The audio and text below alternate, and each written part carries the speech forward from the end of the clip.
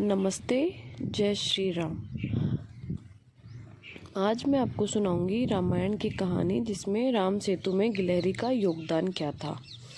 माता सीता का हरण होने के बाद भगवान राम को लंका तक पहुंचने के लिए उनकी वानर सेना जंगल को लंका से जोड़ने के लिए समुद्र के ऊपर पुल बनाने के काम में लग जाती है।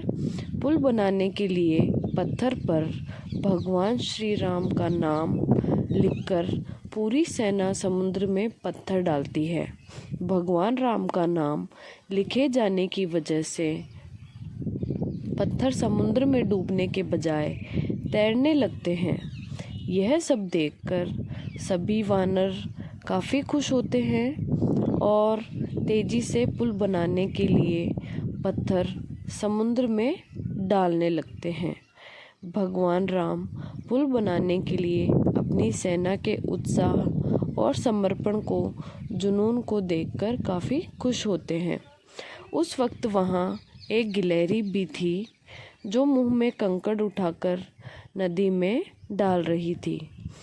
उसे ऐसा बार बार करते हुए देख एक वानर कहता है, हे गिलहरी, तुम इतनी छोटी सी हो, समुद्र से दूर रहो।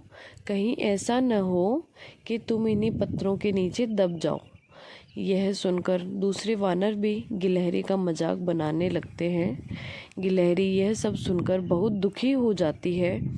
भगवान राम भी दूर से यह सब होता देखते हैं। गिलहरी की नज़र जैसे ही भगवान राम पर पड़ती है, वो रोते रोते भगवान के राम के समीप पहुंच जाती है। परेशान गिलहरी श्री राम से सभी वानरों की शिकायत करती है। तब भगवान राम खड़े होते हैं और वानर सेना को दिखाते हैं कि जिन कंकड़ों व पत्थरों को गिलहरी ने फेंका था, वो कैसे बड़े पत्थरों को एक दूसरे से जोड़ने का काम कर रहे हैं। भगवान राम कहते हैं, अगर गिलहरी इन कंकड़ों को नहीं डालती तो तुम्हारे फेंके गए सारे पत्थर इधर उधर बिखरे रहते। ये गिलहरी के द्वारा फेंके गए पत्थर ही हैं जो इन्हें आपस में जोड़े हुए हैं। पुल बनाने के लिए गिलहरी का योगदान भी वानर सेना के सदस्यों के जैसा ही अमूल्य है।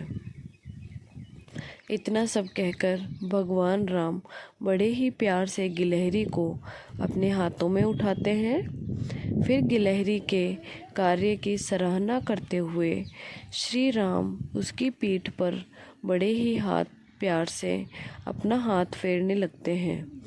भगवान के हाथ फेरते ही गिलहरी के छोटे से शरीर पर उनकी उंगलियों के निशान बन जाते हैं।